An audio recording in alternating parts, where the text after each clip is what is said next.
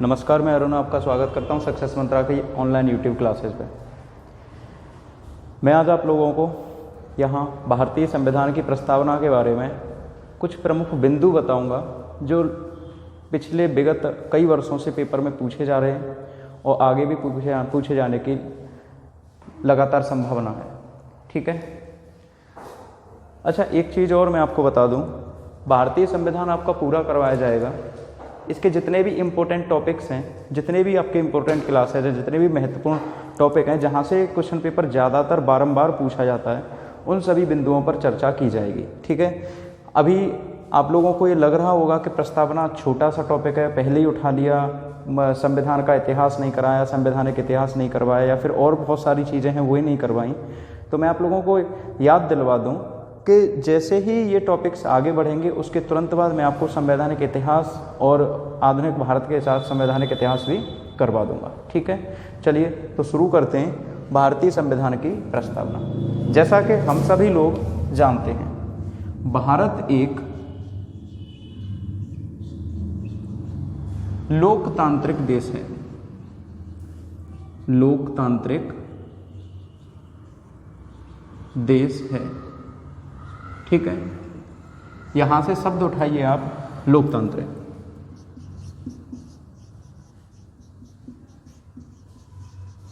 लोकतांत्रिक, लोक धन तंत्र आया समझ? लोक धन तंत्र। लोक का अर्थ होता है लोग और तंत्र का अर्थ होता है एक सिस्टम, एक पद्धति। लोगों की पद्धति, लोगों की पद्धति, लोगों की पद्धति ही लोकतंत्र है, ही लोकतंत्र है। बात समझ में आ रही है आपके? लोगों की पद्धति ही क्या है? लोकतंत्र। मतलब लोगों ने जो भी नियम बनाए हैं वह क्या है? आपका लोकतंत्र। लेकिन नहीं, क्या यह परिभाषा पूर्ण रूपेण सत्य है कि लोकतंत्र की परिभाषा में दो शब्दों में बता के आपको चला जाऊं कि लोकतंत्र लोगों के द्वारा तैयार की गई एक पद्धति है? नहीं, ऐसा हम नहीं कर सकते। इन सारी चीज़ों को कि लोकतंत्र क्या है, लोकतंत्र कहाँ से आया, लोकतंत्र किस प्रकार आया, लोकतंत्र की वर्तमान व्यवस्था क्या है, इन सभी चीज़ों का जिक्र मैं धीरे धीरे आने वाली क्लासों में आपके साथ करता रहूँगा। ठीक है। अभी आप एक बात समझिए कि हम जो बात कर रहे हैं यहाँ पे वह टॉपिक है आपका भारतीय संविधान की प्रस्तावना। कोई भी किताब, कोई भी पुस्तक, जैसे वर्तमान में हमारी सबसे पवित्र पुस्तक जो मानी जाती है वह भारतीय संविधान है, अर्थात हमारा पॉलिटिकल सिस्टम जो भी है, हमारा संविधान है, कॉन्स्टिट्यूशन है। इस कॉन्स्टिट्यूशन में जो शुरुआत होती है, प्रारंभ जो पाठ होता है वह कहाँ से होता है? प्रस्तावना से। ठीक है। अभी जो ये टॉपिक है आपका लोकतांत्रिक, इसका भरपूर अर्थ यहाँ पर प्रकट करने का प्रयास किया जाएगा कि प्रस्तावना में क्या आता है, कहाँ से आती है, कैसे कैसे बातें की जाती हैं। ठीक है। भारतीय संविधान का जब निर्माण हो रहा था तो संविधानविद यह मानते थे कि प्रस्तावना को भारतीय संविधान का एक अभिन्न अंग बना दिया जाए, लेकिन ऐसा नहीं हो पाया। आगे चलकर केशवानंद भारतीवाद आया 1973, इसके बाद मिनर्वा मिलवाद आया 1993, कई सारे और वाद आए जहां पर यह मान लिया गया कि भारतीय संविधान की प्रस्तावना संविधान का अंग न होते हुए भी, संविधान का भाग न होते हुए भी, भारतीय संविधान की प्रस्तावना संविधान का भाग न होते हुए भी संविधान का एक अभिन्न अंग है। कब से आ गया ये? 1973, केशवानंद भारती बनाम भारत संघवाद। क्या है कि भारतीय संविधान की प्रस्तावना भारतीय संविधान का भाग न होते हुए भी एक अभिन्न अंग है। तो चलिए शुरू करते हैं, क्या है ये प्रस्तावना। जैसा मैंने आपसे कहा कि लोकतंत्र, तो लोकतंत्र में हम शक्ति किसको दे रहे हैं? पूरी शक्तियां किसके पास हैं? न राष्ट्रपति के पास, ना ही आपके उच्चतम न्यायालय के पास, ना ही किसी अन्य के पास, हमारे पास। अर्थात लोकतांत्रिक देश में हम अपने भारत देश की बात कर रहे हैं। इस भारत में शक्ति का सर्वोच्च बिंदु, शक्ति का प्राथमिक बिंदु कौन है? हम, अर्थात हम। यहीं से भारतीय संविधान की प्रस्तावना की शुरुआत होती है। अगर मैं बात करूं प्रस्ताव किसने प्रस्तुत किया, तो प्रस्ताव प्रस्ताव जवाहरलाल नेहरू ने प्रस्तुत किया। जवाहरलाल नेहरू ने प्रस्तुत किया। यह आपका एक तथ्य हो गया। किसने प्रस्तुत किया? जवाहरलाल नेहरू ने। कब प्रस्तुत किया? यह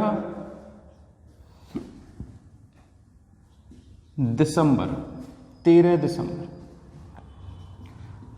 दिसंबर 1946 को प्रस्तुत किया गया।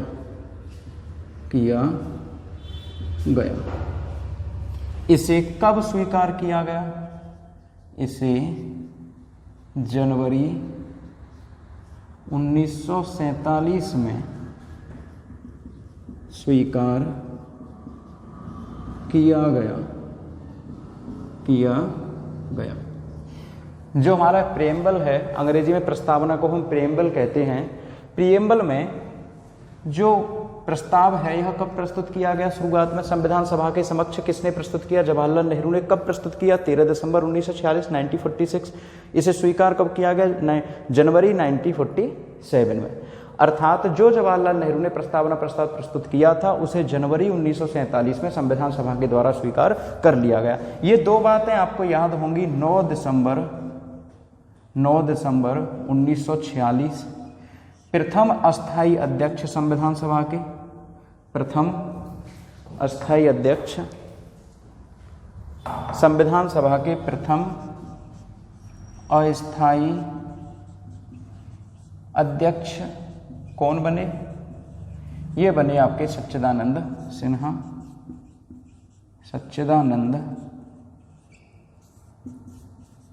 सिन्हा। दूसरी तरफ एक और डेट में लिखूं, 2 दिनों के बाद 11 दिसंबर 1946 को प्रथम स्थायी अध्यक्ष कौन बने? प्रथम स्थायी अध्यक्ष डॉक्टर राजेंद्र प्रसाद चुने गए। अगला मेरा जो टॉपिक आएगा यहाँ पे इसी चैनल पे इसी क्लास में, वो आएगा आपका संविधान सभा से संबंधित। बात क्लियर है? मैं संविधान सभा का गठन चुनी गई थी या फिर निर्वाचित थी, बिल्कुल बेफिक्र रहिए, बेचिंतित रहिए कि प्रस्तावना शुरू की। विश्वास कीजिए, इस प्रस्तावना से आपको एक प्रश्न जरूर मिलने वाला। आगामी एग्जामों में, आगामी प्रश्नों में, आगामी परीक्षाओं में एक प्रश्न जरूर मिलने वाला है। क्योंकि कहाँ से प्रश्न पूछे जाते हैं, एक उसका नेचर समझिए, एग्जाम का नेचर समझिए, प्रकृति समझिए कि प्रश्न बनते कहाँ से हैं। आपको मैंने कनेक्टिव पॉइंट बता दिए हैं। ये आपके सामने पहला प्रस्ताव किसने प्रस्तुत किया? जवाहरलाल नेहरू ने। कब प्रस्तुत किया? 13 दिसंबर 1946 को। इसे स्वीकार कब किया गया? जनवरी 1947 में। एक डेट 9 दिसंबर 1946 की। इसको प्रथम अस्थायी अध्यक्ष सच्चिदानंद सिन्हा। लोगों के दिमाग में एक क्वेश्चन गूंज जाता है कि सच्चिदानंद सिन्हा में ऐसी क्या खास बात थी कि उन्हें ही पहला अस्थायी अध्यक्ष चुना गया था? यह है कि वह सबसे वृद्ध व्यक्ति थे, योग्य व्यक्ति थे, इसलिए सच्चिदानंद सिन्हा को पहला अस्थायी अध्यक्ष चुन लिया गया। लेकिन उसके तुरंत बाद 11 दिसंबर को राजेंद्र प्रसाद को क्या चुन लिया गया? आपका प्रथम स्थायी अध्यक्ष। स्नैपशॉट लीजिए, मैं फिर आगे बढ़ूं।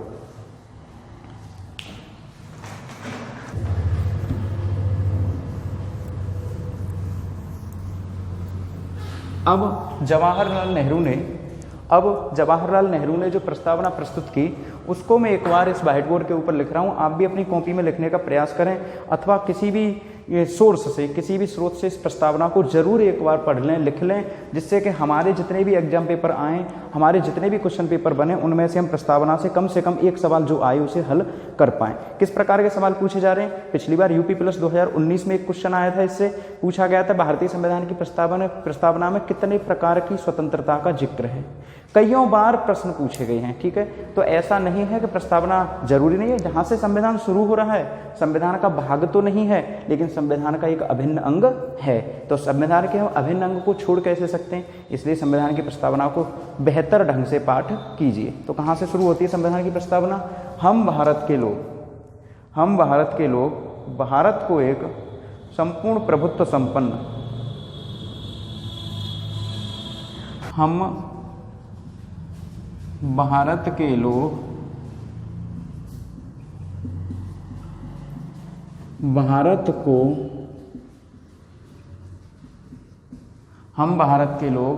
भारत को एक संपूर्ण प्रभुत्व संपन्न, भारत को एक संपूर्ण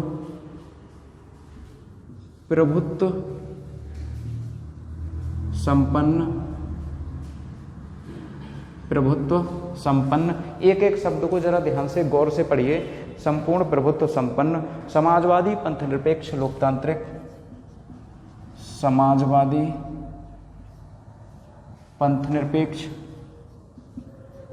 निरपेक्ष लोकतांत्रिक,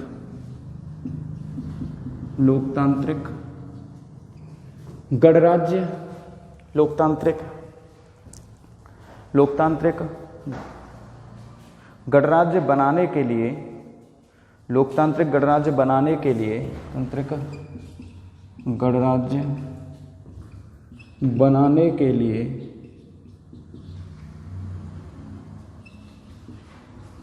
के लिए अब एक एक लाइन अलग अलग जिस तरह से मैं लिख रहा हूं उसी तरह से आप लिखिए। बनाने के लिए तथा उसके समस्त नागरिकों को, तथा उसके समस्त नागरिकों को, तथा उसके समस्त नागरिकों को न्याय, सामाजिक आर्थिक और राजनीतिक न्याय, सामाजिक आर्थिक और राजनीतिक न्याय, राजनीतिक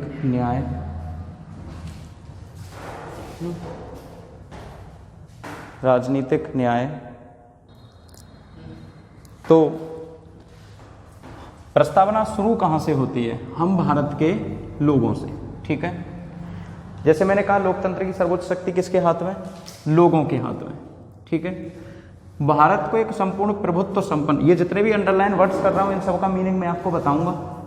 प्रभुत्व संपन्न, सोवरेन राष्ट्र, सोवरेन नेशन, समाजवादी पंथ निरपेक्ष लोकतांत्रिक गणराज्य, सामाजिक आर्थिक और राजनीतिक न्याय, विचार अभिव्यक्ति विश्वास धर्म और उपासना की स्वतंत्रता, प्रतिष्ठा और अवसर की समता प्राप्त करने के लिए तथा उन सब में व्यक्ति की गरिमा और राष्ट्र की एकता और अखंडता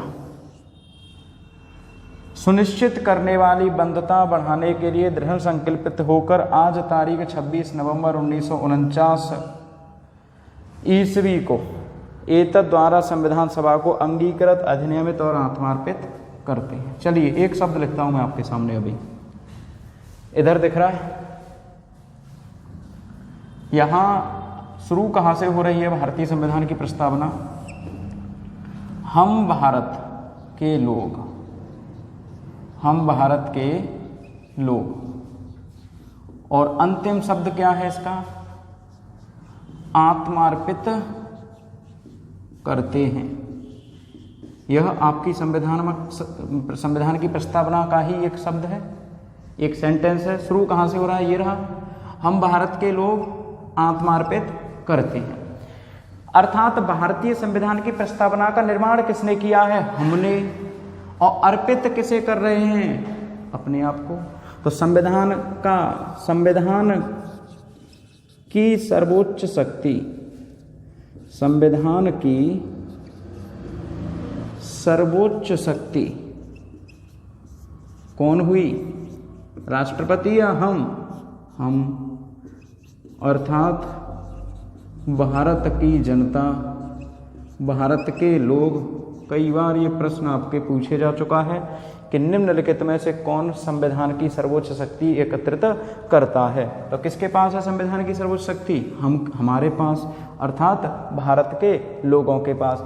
हम भारत के लोग, खत्म कहाँ पर हो रही है प्रस्तावना, आत्मा अर्पित करते हैं। दोबारा समझ लीजिए, हम भारत के लोग और किसे अर्पित कर रहे हैं, अपने आप को। तो संविधान की सर्वोच्च शक्ति किसके हाथों में निहित है, किसमें निहित है, हम में, अर्थात भारत के लोगों में, भारत के आम जन मानुस में। इसको आप एक उदाहरण के द्वारा इस प्रकार सुन सकते हो, समझ सकते हो कि जो सांसद होते हैं, जो मेंबर ऑफ पार्लियामेंट होते हैं, MP होते हैं, उन्हें चुनता कौन है, हम चुनते हैं अपने वोट के द्वारा।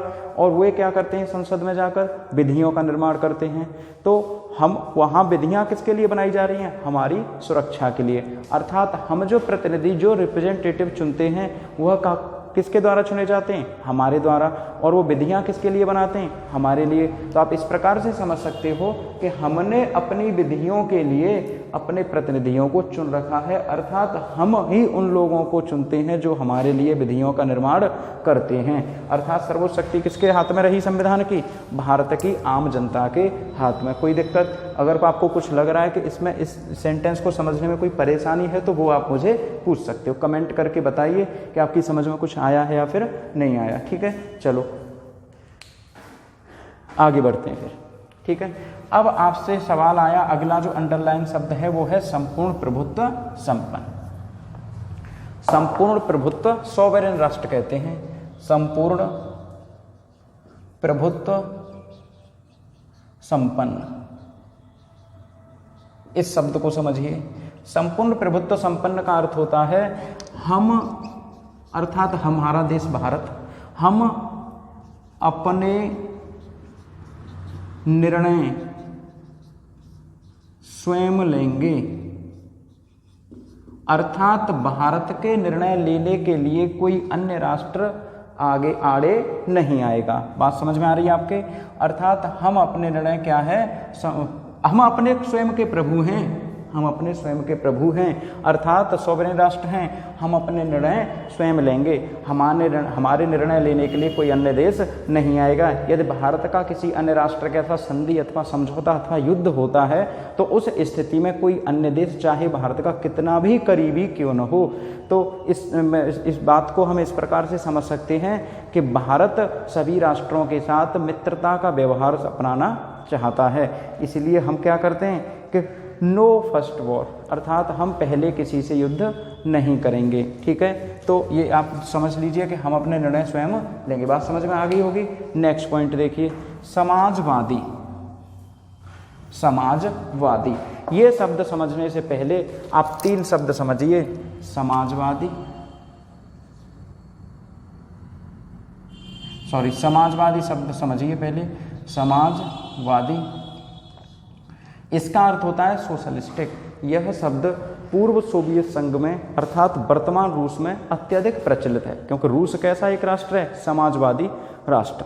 समाजवादी अर्थ शब्द का अर्थ होता है समाज के सभी वर्गों का सभी संसाधनों पर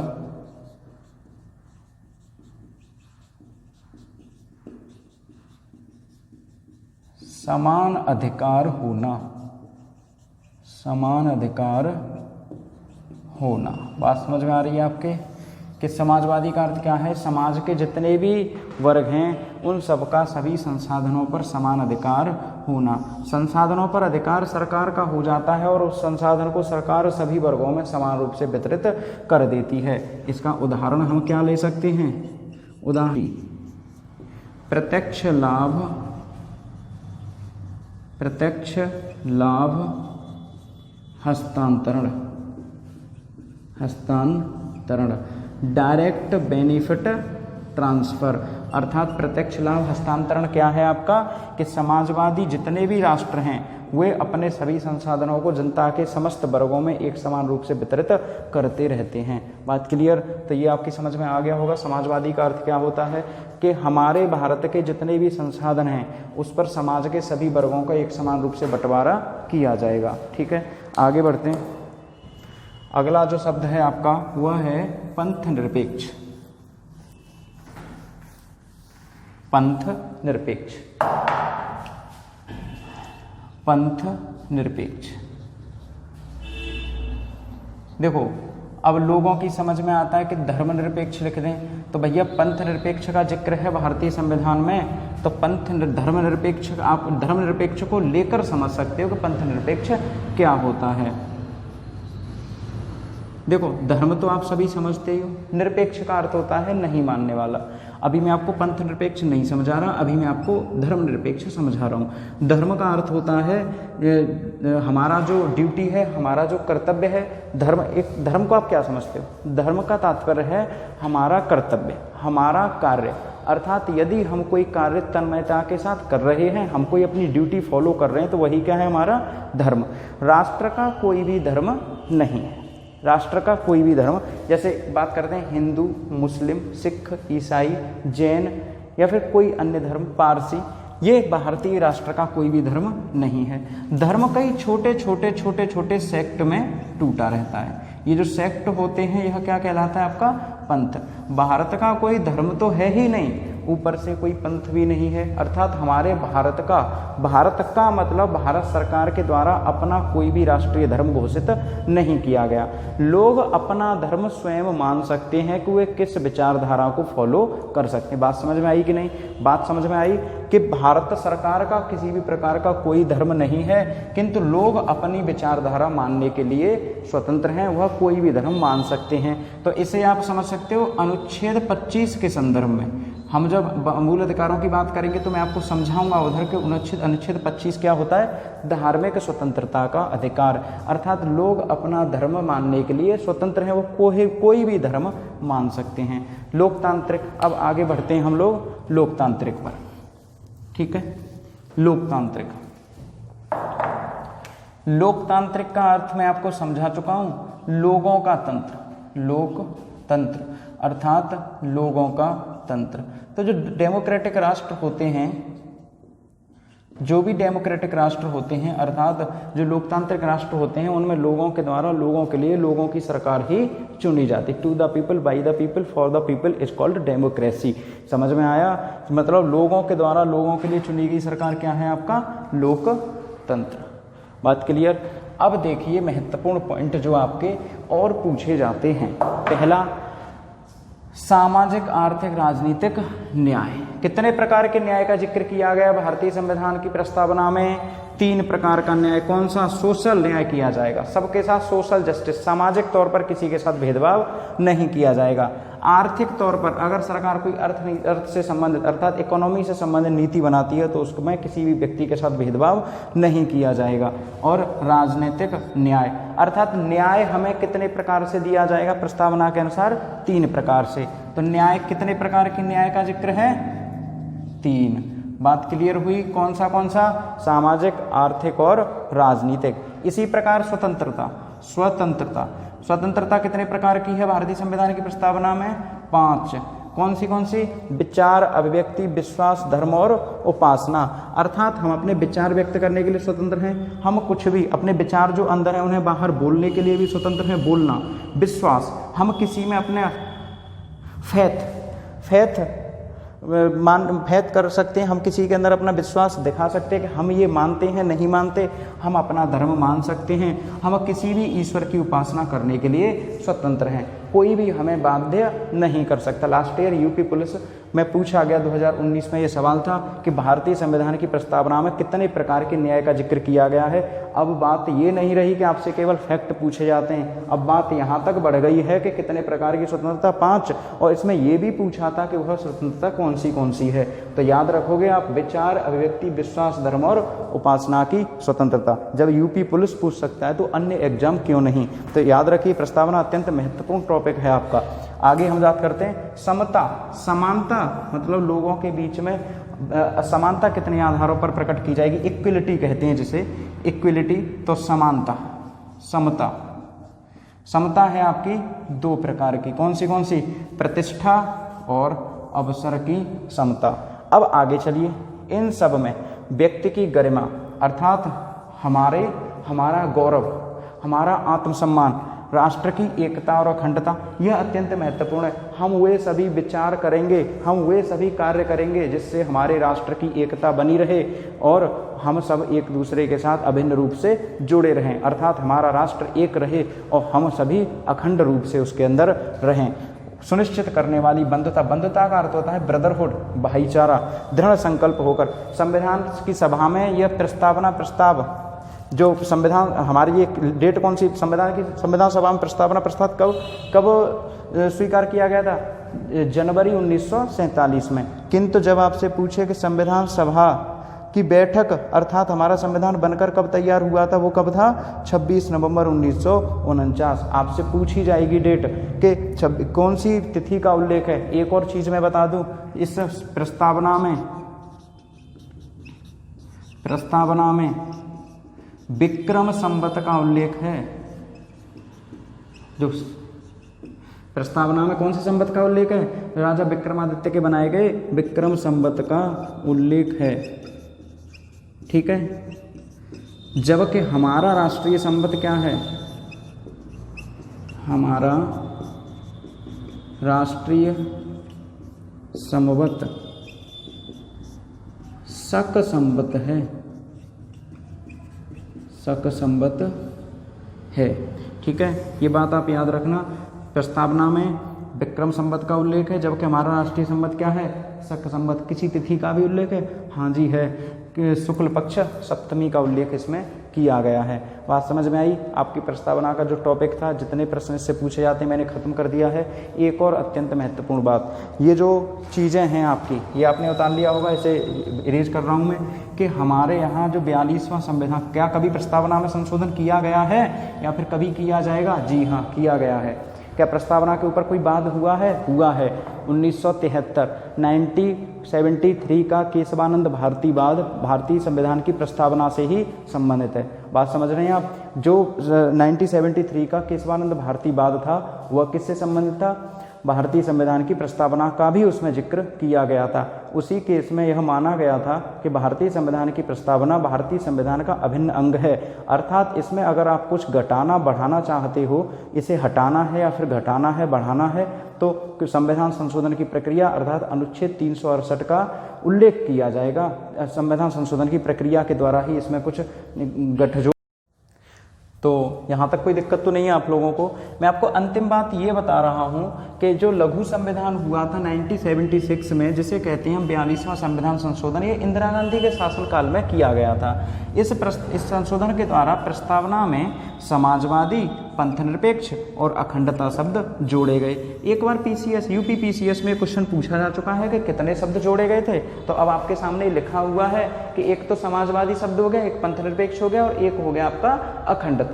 और यहाँ पर एक कनेक्टिंग वर्ड है, तो समाजवादी, पंथनिरपेक्ष और अखंडता अर्थात 3 शब्द जोड़े गए हैं। तो संविधान की प्रस्तावना में संशोधन हो सकता है, किसके द्वारा होगा? संविधान संशोधन की प्रक्रिया के द्वारा। ठीक है, तो आज के लिए इतना ही। आगे फिर मिलते हैं संविधान के नए टॉपिक के साथ। आगे आप जुड़े रहिए, बने रहिए इसके साथ, लाइव शेयर एवं सब्सक्राइब कीजिए। ठीक है, बहुत बहुत धन्यवाद, नमस्कार।